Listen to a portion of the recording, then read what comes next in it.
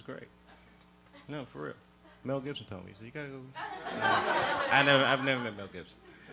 So, huh? Mel Gibson is an incredible filmmaker, and he's the only guy that beat the American media machine. It's a very difficult fight. I've tried it, and I lost. Oh no, they'll whoop you good. You can't even buck the system just a little bit. Look at Britney. Britney Spears just wanted to have a couple babies. Look what they did to that girl. Fucking awful, man. She had to shave her head, just take the heat off her pussy for a minute. I mean, it was like all that shit happened to her.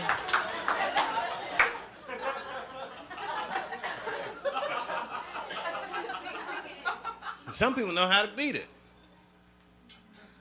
The politicians, they can beat that shit because they get caught. Remember Gavin Newsom, he's the mayor of San Fran, right?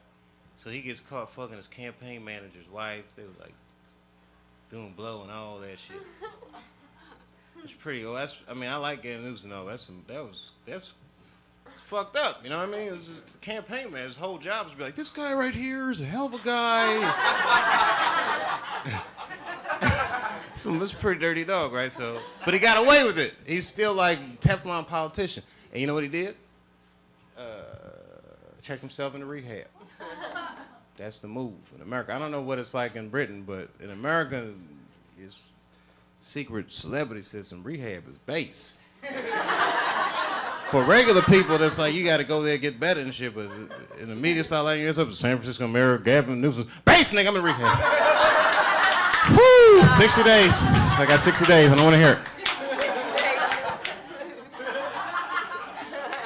And I didn't know about rehab when the media got me, and they hit me with the crackhead rumor. That shit was fucked up. And I'm a skinny black dude. I can't defend myself. It's hard, people just believe that shit. It's very hard to defend yourself from them.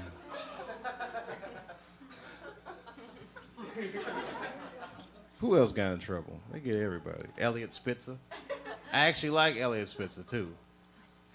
I got a lot to say about that. I should just, come on, man. Can't anybody, am I the only one that can you see the codes, Sherrod? You see the codes. You see the codes, right? It's always about something. Do you understand what I'm saying? Do you actually understand what I'm saying? They all play that same game. It's not Elliot Spitzer, though. It's that dirty-ass system. Right. Everybody gets in trouble, but not for the same kind of reasons. I can't explain it. It's a very big idea, and I don't know how to distill it without sounding like a crazy conspiracy nut. But it's not a conspiracy. It's actual fact. You ever read this thing about Lincoln and Kennedy? Somewhere on the internet, you'll find it. It's a list of similarities between, like, you know what I mean? Like Abraham Lincoln's secretary's last name was Kennedy. Kennedy's secretary's last name was Lincoln. I used to be an usher at Ford's Theater where Lincoln got shot when I was in high school. I had nothing to do with the murder.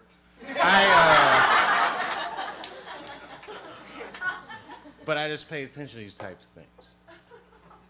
You know what I mean? Like the way they be trying to roll Barack over like he's Martin Luther King. That's a complete media phenomenon. I didn't draw that line. Martin Luther King was not an elected official. He wasn't. He was a chosen official, but he was not an elected official. That's the difference. Someone sees a young preacher this charismatic, they say, you know what, this guy could actually lead our movement. And at first they asked him, he said, I don't want to do it. They said, why don't you want to do it? Because I'm 22, bitch, I'm getting pussy, I'm having fun.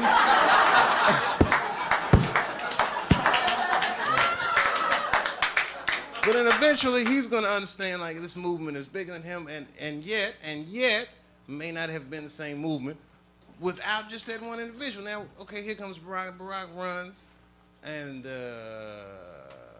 it was just that shit happens. You know what I mean? I can't explain it. Yes, I can. Barack runs against John McCain, right? Barack's campaign song is Stevie Wonder's Sign Seal Delivered, I'm Yours, right? Stevie Wonder sponsored the bill for the Martin Luther King holiday. John McCain is from the only state that refused the Martin Luther King holiday, the state of Arizona. Anyway, the point is, it's the same shit with all these people. Elliot Spitzer. Elliot Spitzer, how could he go to a call girl after he was busting prostitution rings in New York? I'll tell you how. Because he was the fucking attorney general. If you're the attorney general and someone puts a docket on your desk, he can't be like, I can't bust these people. I buy pussy. He just has to go and prosecute the case. That's his job. He wins cases. Of course, he's going to have political aspirations because he was good at what he did.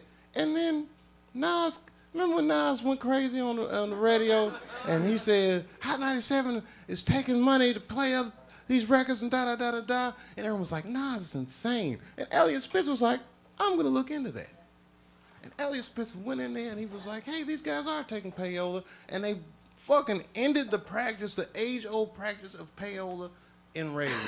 And then years later, he's gonna get busted at the fucking Mayflower Hotel in Washington, D.C. buying pussy. Let me tell you something, I'm from D.C. Do you know Mayflower Hotel? That's where Marion Barry was smoking crack while he was fucking a girl that wasn't supposed to be. The point is this. Getting caught with a call girl at the Mayflower Hotel is like getting caught with a cheeseburger at McDonald's. Nigga, that is where you're supposed to do those kinds of things.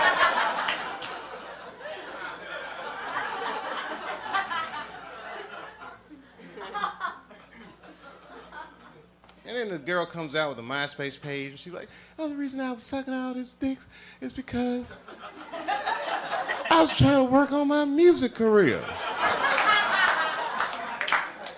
I'm a musician. I said a magician. She said musician, but I heard magician. Ladies and gentlemen, for my next trick, I'm going to suck a record contract out of an attorney general's dick. Ta-da, same label as Nas.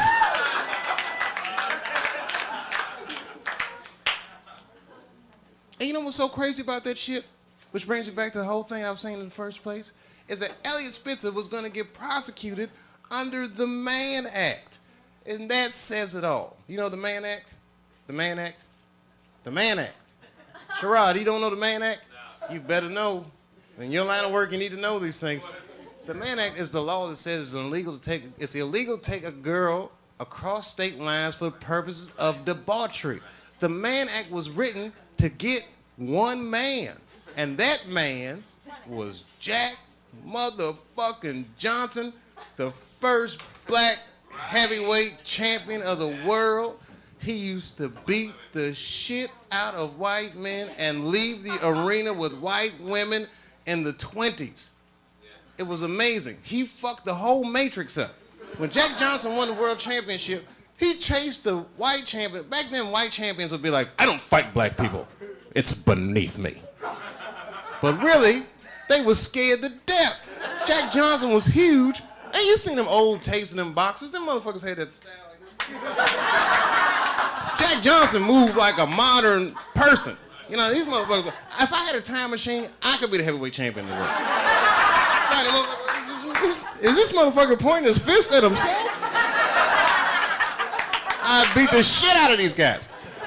It was amazing. I mean, if you watch some of these Jack Johnson, because back then, you know, they wasn't the same fight regulations. He would whoop their ass for hours. This was before cable television and all that shit. Them just bop, bop, bop, oh, and it was fucking amazing. And then he would leave the arena, and he would openly have sex with white women all the time. Now, you think he would get persecuted for that, but they never touched him. Because the heavyweight champion of the world is the most prestigious title in sports, period. You know who suffered for that? The white women. One killed herself. I mean, they fucking ostracized these women like you wouldn't believe. Just cut them off from everything they knew and loved for fucking around with Jack Johnson. And then they couldn't stop Jack Johnson. The headline of the paper say, Jack Johnson is it. They chased this nigga around. They made the Mann Act. He had to flee the country. He was living in exile, couldn't fight anymore. When Muhammad Ali saw Jack Johnson's story on Broadway, he said, that is my story. If you change white women to Islam, he said, that is my story, right? Jack Johnson just got pardoned in 2005. Do you know who sponsored that bill? John McCain. Wow. Cleaning up from that Martin Luther King shit. I'm telling you, it's all fucking connected.